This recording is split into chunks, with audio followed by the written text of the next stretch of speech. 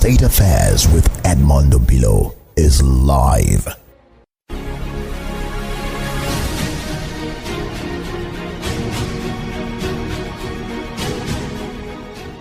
Bisi Ilaka is on State Affairs. Chief Ilaka, good to see you again. It's always a pleasure to be here in Splash FM. What has happened to you over time? Living life and addressing all his vicissitudes and challenges, but on course. What did she do to you? I don't really understand the question. You were she's chief of staff. Well, the office of a chief of staff is not a life appointment. It's not as if I was the Alaafin of Oyo or the Olubado of Ibadan. It was a tenured appointment, which it's at the pleasure of the governor. So I was an appointee. So at some point, as much as I had my entrance, I would have had my exit. Your tenancy ended? Yeah, I had my exit for reasons which are privy to myself and the governor. She is the landlord, you are the tenant. It's his gig. Did you quarrel with she? No, not at all. Are you in good terms with she? I presume so. You are presuming, Chief Ilaka? Yes. You're not sure? No, I know. I'm sure we have no reason to have any quarrel. There aren't any issues. If there are issues, we would engage with one another on the particular issue and arrive at an understanding. I can see your guys. They are wearing Ilaka for Senate. That's correct. Ilaka is going to the Senate. That's very true. You have perpetually contested for that seat. Yes. Are you not tired? Definitely not. Is she supporting you this time? I would say he is. You are not sure? I'm pretty certain, but, I'm pretty certain we've had conversations and he assures me of his support. When was the last time you saw the governor? Well, earlier this year. Earlier this year. You should be seeing him all the time. This year has been a very busy year. We've had a lot of bereavements. We've had the silly season in politics has started, so he's here, there, and everywhere. And so I don't intrude when I don't have anything to discuss. But when I do, we find the time to discuss with one another. Is she doing well? Without a shadow of doubt.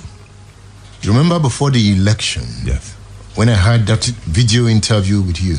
Yes, I do remember. You said the coming of she is the coming of good things. Yes, and I think I have been vindicated. So, there are good things. Very much so. But the people are still poor. Well, this administration has only been in place for, I think, shy of 3 years. And in that time, I think, without a shadow of doubt, just like the general trademark of what would be a PDP administration, things have been thought out. There are things on the ground which are tangible, sustainable, visible. We've made impact in all the areas which are the thrust of the government.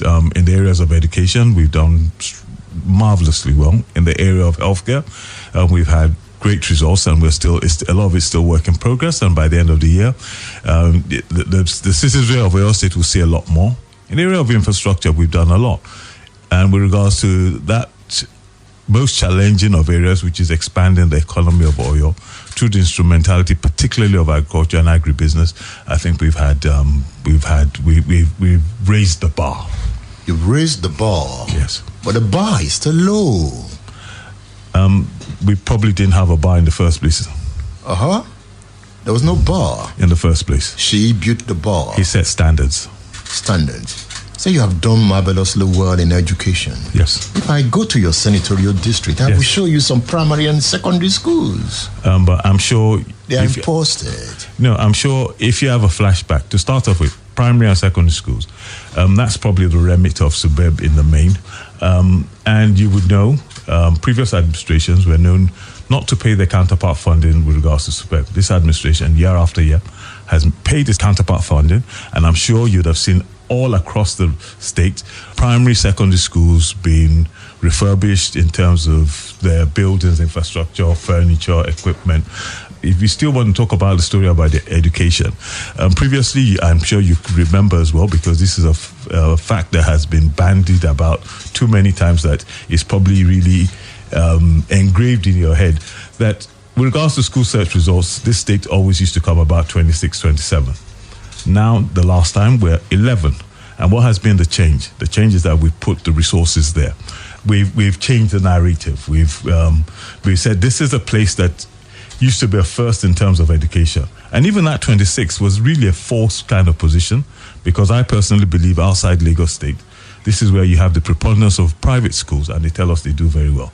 So if you really strip the results out of it, or your state in the southwest and in Nigeria was probably flatlining right at the bottom of the table. But we've changed the narrative.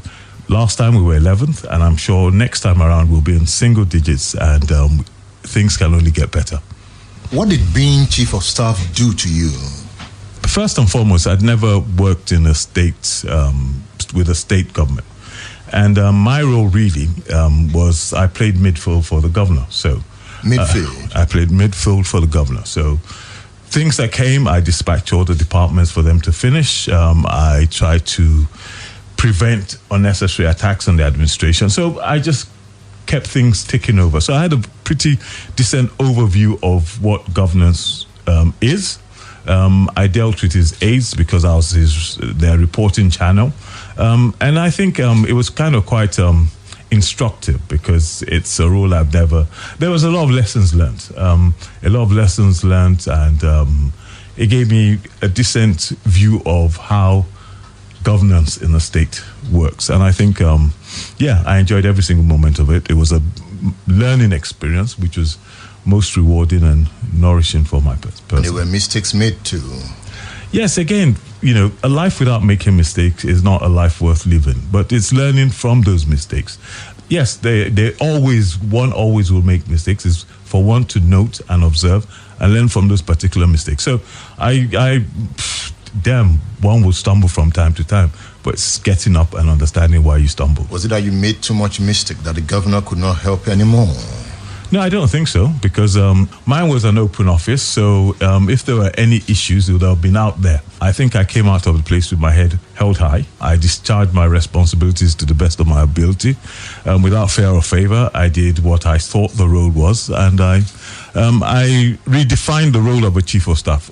Look, you'd have all different kinds of chief of staff, and the personality and the character of the person filling that office is pretty paramount. And I think you brought the Ilaka image to the office. I think I think I must have left a mark of a sort. At the point I was feeling Ilaka, chief of staff, with the Ilaka image. How are we going to combine the Ilaka image with the image of a governor? Ilaka is big, Yeah, but... And suddenly they were going to clash, right? No, there's always those kind of possibilities, but do you understand? The role of the chief of staff, by and large, is defined by how the governor wants it. Again, the governor at that point in time was just new and feeling his way. I was feeling my way.